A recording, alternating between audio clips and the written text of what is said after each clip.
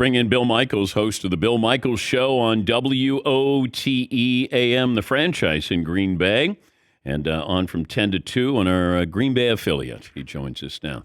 Packers going to play hardball here, Bill?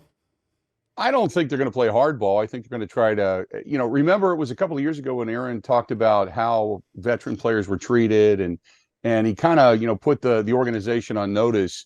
So I don't think they're going to try to look bad in this. I think they're going to try to get everything they possibly can for Aaron Rodgers. If that means a 1 or 2 1s or what have you, they're going to try to do that because you just don't want to let him walk away. But, I go back to something that Brian Gutekunst said at the end of the season press conference when he had stated 2 things that stuck out to me. One was when they signed this contract with Aaron Rodgers, they weren't in it for 1 year. And then the next thing he said after that is they expect a certain level of return on their investment. So I think whether that's level of play, that's commitment, or, getting the most of what they can for him at this point, I think that's what they're going to do. But I expect it to get done relatively soon. I mean, everybody here is waiting for an announcement from the Packers, and then obviously the press conference thereafter with Brian Gutekunst and or Mark Murphy.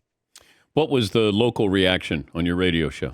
It's kind of split. There's a lot of people that are just tired of the drama. We went through, this with Brett Favre, and I worked with Brett Favre's dad for a long time, so I kind of knew a little bit more on the inside. And we went through this back and forth for years with Favre, and Favre kind of got addicted to coming back into Green Bay and getting the cheers and the adulation. And then eventually Ted Thompson just said, "We've got a guy. We don't need you anymore. We'll talk to you later." And kind of forced Brett's hand. I think, and I said in both cases, because I did a sit down with Favre years ago, and I think in both cases, if both quarterbacks say at the end of the season, "I'm going to take a little time, and when I come back, I'm all in," I think that forces the organization to take you. You close your own door, is what Favre told me. And Favre said that had he just said, "Look, I'm all in, I'm ready to go, I want to come back, I want to work hard, I want to run this back one more time and try to win a championship," the Packers have no choice but to take you back. Same thing with Aaron Rodgers. If he, is contemplating retirement, but comes out and says, "Look, I'm all in. I want to work with Christian Watson. I want to work with Romeo Doubs. I'm there. Let's do this." Then the Packers have no choice but to take him back. They would run it back with him. But I think what they were looking for was a certain level of commitment. And when they didn't get it, they said, "Okay, it's time to move on." Well, and with Aaron, you're never quite sure. There's passive aggressive, and he is kind of, like a subtle dig or not so subtle dig about lack of communication. And, but then they did give him this guaranteed contract. They wanted you to be in. He wasn't all in. And so I understand the Packers side of this, but are they all in on Jordan Love? I think is really the most important part of all of this from the Green Bay side of things. I think that there's a lot of people that hope. I think they're walking around saying that he's ready, and you're only going to find out if he's a winner or not a winner, which is another thing that Brian Gutekunst said by putting him out there. I had a really interesting conversation with Charles Woodson years ago, and then we kind of reignited that this past year at Super Bowl. And I had asked Charles, I said, "Tell me about this Rodgers guy years ago." And he said, "Man, this guy's eating us up." He said, "He's running scout team and he's killing us. This guy's for real." And so I talked to Charles about that and reminded him of that. And he said, "Go ask Jair Alexander, go ask Adrian Amos, go ask them. Don't ask, your offensive guys, because your guys are going to stick together." He said, "Go ask your defensive guys if Jordan Love is ready to go." And you get that, "Hey, is Jordan Love ready to go?" And they go, "Yeah." There's not that, "Oh my God," that he's ready to go. So I think we've all seen it.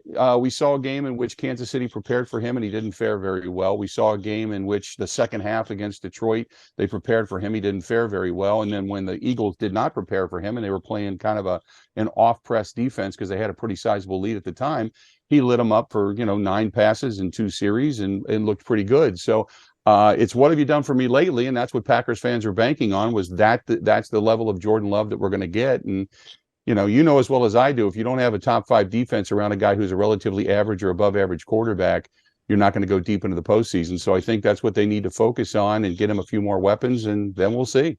Yeah, and Rodgers with the Jets, when you protect him, he's great. Plain and simple. You protect him, he's going to be awesome there. And I think shoring up the offensive line, but what you've seen with Rodgers, and he didn't have a great year last year, but still in comparison to other quarterbacks, they would take the year that Rodgers had in a down year. What do you expect for him, let's say he plays 2 years with the Jets? I expect him. If you know Aaron, he will come back with a vengeance. He will do anything and everything he possibly can to make this work. To make he wears chips on his shoulder outwardly, and he will come back. And I don't doubt that he could have an MVP type of season. But what I saw from the very beginning, when the contract was signed, what they wanted was Aaron's coming in. He's not here with Devontae. He needs to work with these young guys. And whether it's on the field or off the field, you just need to build a relationship. You know, Romeo Dobbs wasn't trying to take a stab at him when he was asked, honestly, what's it like to hang out with Aaron Rodgers? Because he didn't. Rodgers didn't hang out with them, and he didn't hang out with Aaron, and they didn't do anything away from the place. But it was all business when they were there. But there's a relationship that needs to be built. Just ask Patrick Mahomes, who's now sitting at home with a Lombardi trophy because he wanted to work with his guys early. Now, I'm not saying that would have happened in Green Bay, but certainly you would have gotten more, I think, out of this than what we saw this past year. And I don't think you can ask Aaron to, for so many years like they did, just drag you across the finish line and let's see what happens. I think Aaron needs some help around him. And remember, he's going into a situation where forever he was always talking about relationships with his receivers and trust. Well, if he doesn't come in early and he doesn't work with these guys, you're going to hear it. Fourth game, fifth game in, where, well, you know, we don't have that relationship. I don't have that trust yet. We're working on this. We're working on that. These are all things that need to be accomplished early on, that groundwork needs to be laid early on. And so you're going to see where his level of commitment is to the New York Jets, much like the Packers maybe either waited for or wanted to see in Green Bay.